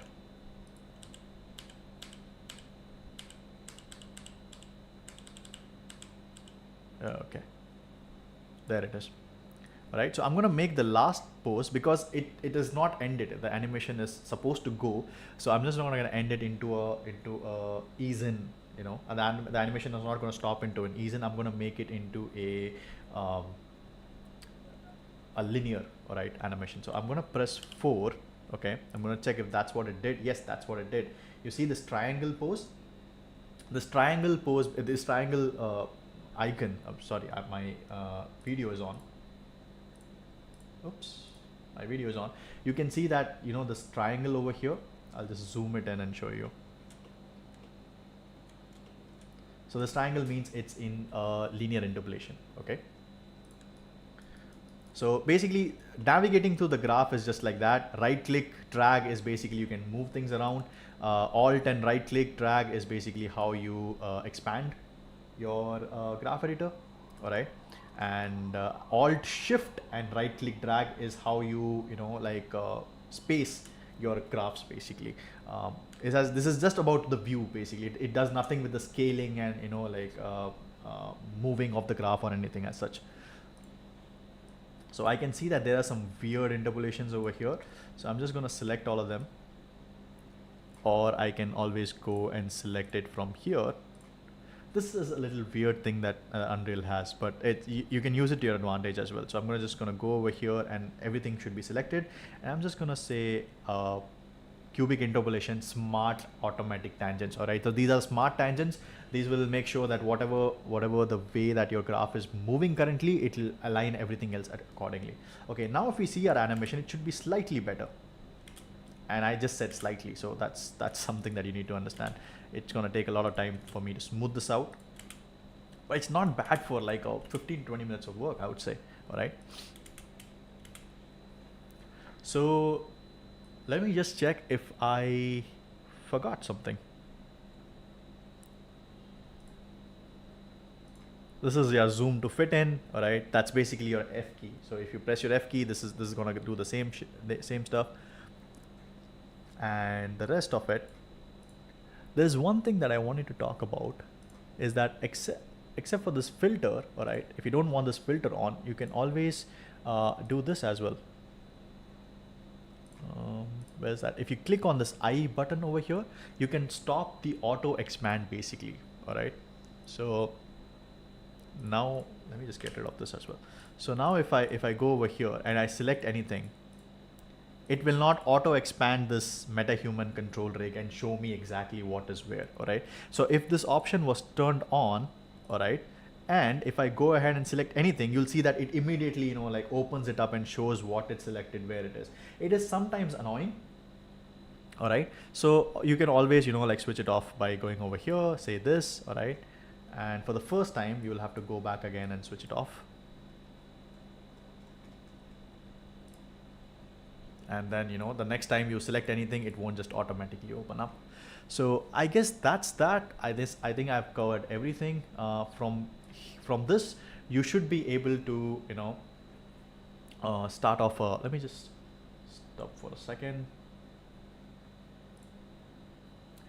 All right. So with this, whatever I've talked about till now, you should be able to, one, you know, like I said, identify the right settings. If I go to takeaway, I can again, you know, walk you through it again. So identify the right settings for your animation. You should be effectively able to use the graph editor. Okay. You should also be able to create and finish a shot from scratch. All right. So everything else is basically Unreal Basics. So I just don't want to go too much into it, you know, like how to save your sequencer, how to render out your shots and stuff like that. There are tons and tons of video about it on the internet. They can help you out. The reason that I did this live session basically is when I started, you know, like animating in Unreal 2 months back, I didn't get much support from anywhere, all right? In the sense, like if I went to YouTube, there were only a handful of videos that showed how to animate in Unreal, and that too was not like, you know, they were very specific onto a particular topic, you know, as YouTube videos tend to be. What I wanted is I wanted to create something that anybody who wants to animate in Unreal can just watch the video, maybe do it side by side on their own, or, you know, like just watch the video and then start off their own animation from scratch to finish. It's like a one-stop shop. Obviously, when I'll be putting this onto YouTube, I will see if I can, you know, like add a few more bits to it, which I might have missed out right now. But I think this pretty much covers and encompasses everything that I wanted to teach. So I can move on to, you know, we can just move on to Q&A. If anybody has already filled in, let me just check. Yes, I want to go to the site. All right, lovely. There's some questions over here. Let me just read them out loud. Okay, so the picker that you've created is specific for this character, or it work for all because of the character namespace? That's a very good question. All right. Let me just share my screen back again, live feed. So this picker, once you see it over here, you know, like once you refresh it, it will just clear everything else. All right. So if you have multiple characters selected over here, all right, so you will have those characters name listed over here. All right. And you can select them. Okay. But if you don't have a metahuman, okay, they might come, those names might come as blank sometimes, but it will still work. So you don't worry about that it will only work for metahuman. You have to get them, in order to get it, either you have to copy paste it from somewhere, all right, like I did, or you have to import a metahuman, so this thing will come up basically. But even if you import the metahuman and use it at default, it doesn't work, all right? You have to do some settings to just make it work. And on top of that, all of this, you know, multiple selections and you know, like highlight the selections, and even if there's a difference in color when you select, basically if you select IK, it will select as purple, and when you select FK, it will select as, you know, green, it will highlight as green. Those things are custom added, all right? This is not something that I came up on by myself, basically. So this is from someone called a YouTube channel called Ask a Dev. Okay, he's this brilliant guy who works on all of these modules and stuff. That's his 1.5 hour tutorial of how to do this. I one day stumbled upon it, and like I wanted to learn it, so I followed him step by step and got this. It takes a bit of time and like a bit of research and understanding and know how to get that done. So I just did it for myself and it works perfectly. You've seen it firsthand. So I just want to give you all this as a token of appreciation, as a thank you for for being with me on this session. From start to end. I can see Vidal here, I can see Nilesh, Atanu, I can see Shelton, a lot of people I know, some of people I might have not known, right? Gavin, the legend, is here, right? And everybody, I just want, as a token of my appreciation, I just want to give you this picker for free. Please do go ahead and use it for any characters, basically. Any control rig character, it will work. All right, if it's some custom character, I don't know, and I don't think you can bring custom characters inside. It has to come through a control rig character as only. 5.4 might not even need this picker, but as of now 5.4 is very resource intensive. All right, so it will only work if you have a really good computer, is what I'm looking at. But if you have like a potato PC and you still want to animate in Unreal, this picker will do just fine. All right. And moving on, I have another question. I have a lot of questions. What was the problem with stock picker? So then future we'll be able to solve it on our own if that happens. Yeah, I just covered it in the previous answer, that if you go to the channel Ask a Dev, he has 3 videos, I believe. All three of them are like an hour long or hour and a half long. That's also live sessions that he does. And he rambles less than me. So it's very clear, it's very beautiful, all right? And you go and check it out and you'll find out what the problem is. Basically, it's a for each loop node that's wrong over here. So if I go into this, if I go to the picker, all right, and if I go to the graph, you'll see that there's a event graph over here. Yep, event graph. This is the section that's basically problematic. All right, save selected control rig. This one is missing. All right, so you have to add that and you have to connect it to the right places. Basically, he explains it. He walks it through beautifully. He makes you understand what's going on. So please, I would suggest that you go and check. I'll probably put a link to his YouTube video down below when I publish it. But for now, the name is Ask a Dev. I'll just write it in the comment section. All right, and you can go visit his channel. It's very informative. Moving on, there's another question.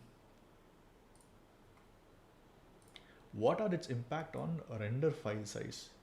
I'm not sure what render file size are you asking. Is it about Metahuman? Maybe if you can, whosoever asked this question, can they clarify in the chat and I can answer it better, I guess.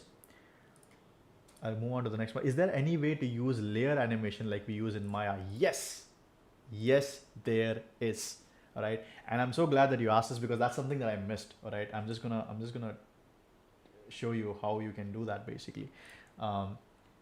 So you have your sequencer over here, you have your Metahuman over here. What you have to do is you have to click over here and say additive. All right, once you say additive, okay, it is going to create another like a set of animation basically over here, and you can work on top of it. So if I click over here, okay, and press set key, you see that the key is being put in on a separate layer. All right, then I'm gonna go here and I'm just gonna raise the hand. All right, I'm just gonna come over here and I'm gonna raise the hand back down, or I can just press I guess I can press Control G and it'll come back to the pose that it's supposed to be. All right, no, it shouldn't come. Let me just make it, I'll just zero it out over here. Okay, great. Now look at that. It's behaving this way is because it's all in cubic because we set our default interpolation into constant basically. Sorry, not cubic, constant. So I'm just going to turn this into an automatic. All right, now you will see the difference. So there you go, layered animation. But here's the catch. Here's the catch. It always comes with a catch. It creates for the entire MetaHuman control rig. It does not create for a certain, like a single, just a single controller, like how it is in Maya. So in Maya, you can, create a layer and you can start assigning your controllers to that particular layer. That doesn't happen here, right? Here it's like, it's all or nothing.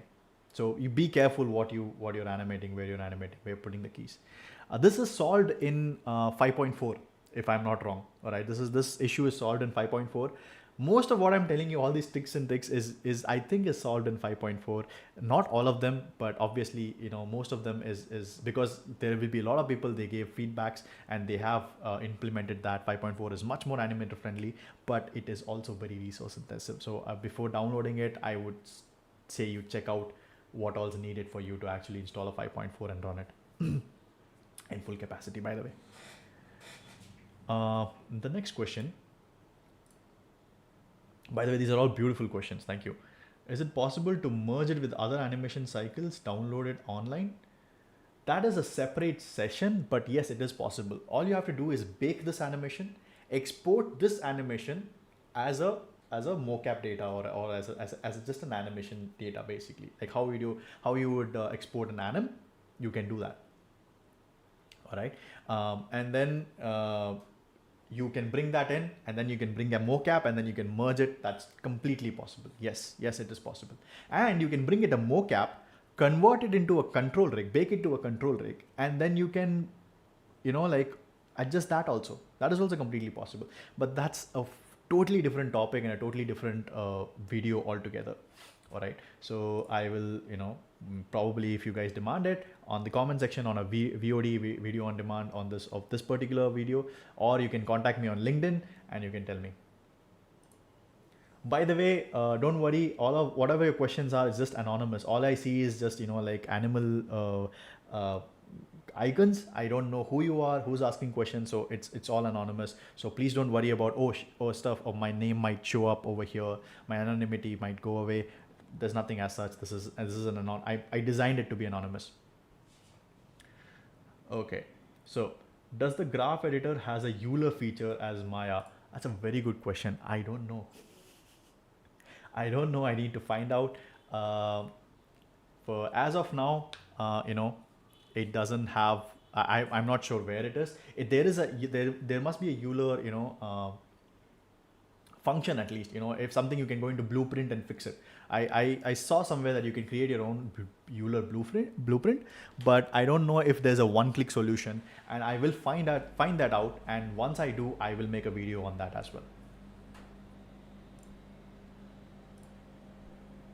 Is there a camera shake feature? Yes, there is, but it's a blueprint.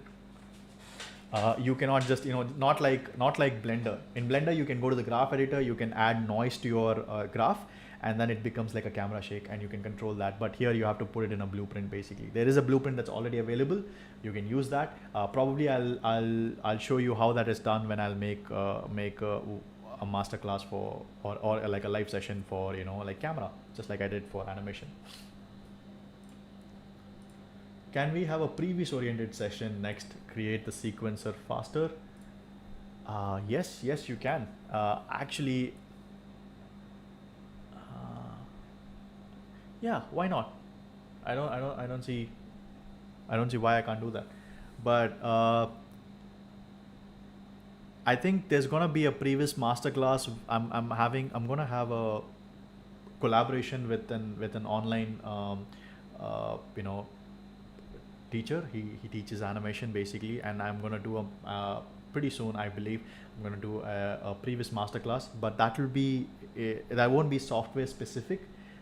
So if previous is what you want to learn, then you can learn from there. But for Unreal, I'll have to like plan a bit more and then come back with a module, so I can do an uninterrupted session like this. So it's gonna happen. It'll happen if a lot of people ask for it. It's gonna happen. Can we have retargeting sessions? Retargeting is actually not that difficult. Retargeting is pretty easy, and there are tons and tons of videos on how you can retarget, because it's if you type animation in Unreal, most of it comes down to retargeting only. That was my problem with all the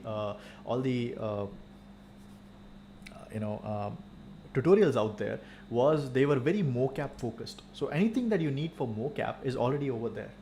Okay, so that's why I created this, because there was nothing for a hand animator, basically like a keyframe, traditional keyframe animator in Unreal, that just guides them through the entire process.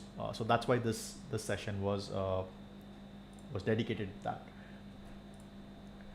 Can you make a session on camera sequence? Again, I've answered the question. I can make a video if you'd like. I can put it up, but it needs to be a bigger topic for me to include in. Say for example, if I'm going to do that previs, how to previs inside of Unreal, then probably I'll do this.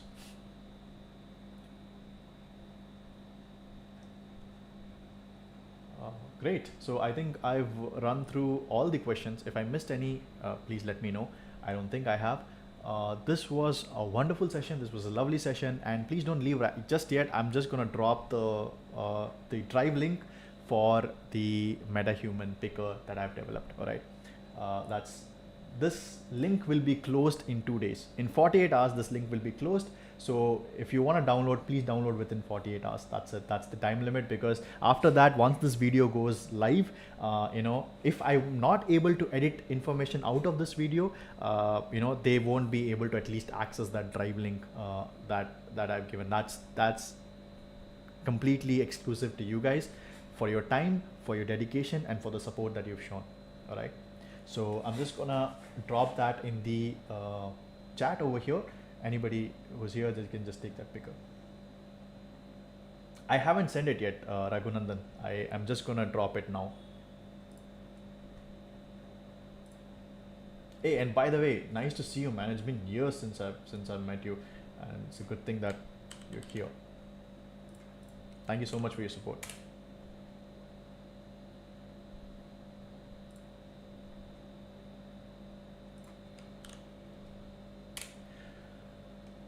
So there you go. Anybody with this link, anybody who has this link has access to this picker.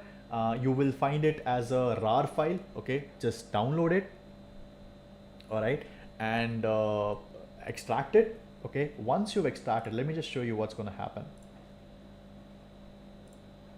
Let me download this on my end. I'm going to show you what's going to happen once you do that.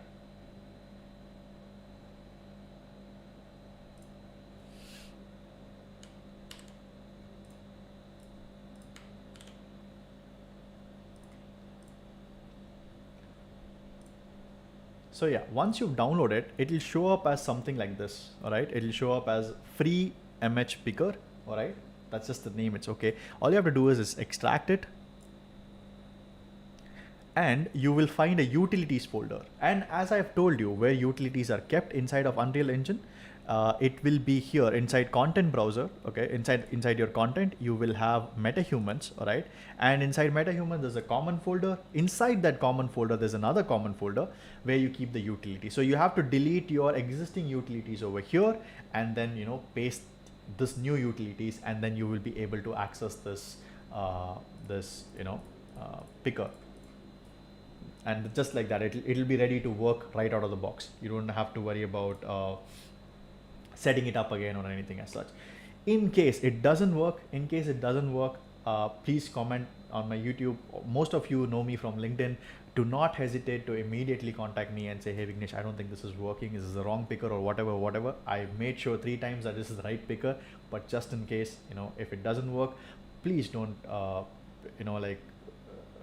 get disheartened. I'm here to help. I will give you the right one. All right, don't worry about it. And that's that. It was lovely, sharing this knowledge with you all. and I hope that you guys learn something, and with the same intention is what I created this live feed, so that people can start animating inside of Unreal. It's something that's very missing out there. I see a lot of mocap, I see a lot of um,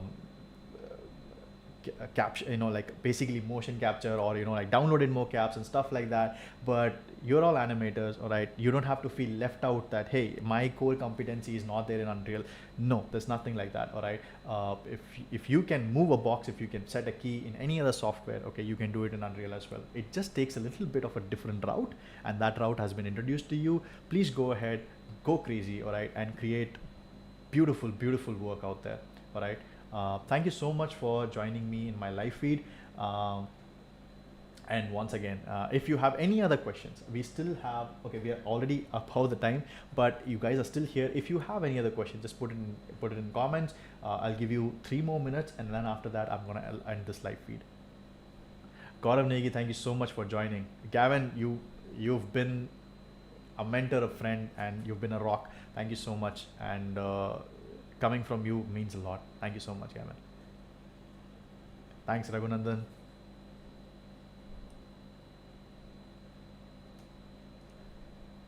Thank you for all the love, guys. Thank you so much. Since there's a delay, I'm just gonna wait for someone to just write a question if they want, or else I will just end it at 10:10 Indian Standard Time.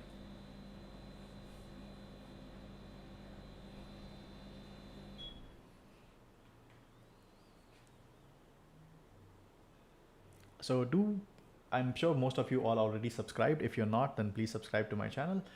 It helps me, understand that there are people who appreciate what I do over here, and it makes me, like connect with them, and they can, put in request if they want to learn something, and I'll see if that's something that I can help you with. There are more modules, there are more videos coming up. So please be subscribed so that you don't miss them. Thank you, Amit. Thank you, Rajesh Bhau. Thank you for your support. Nilesh, thank you very much.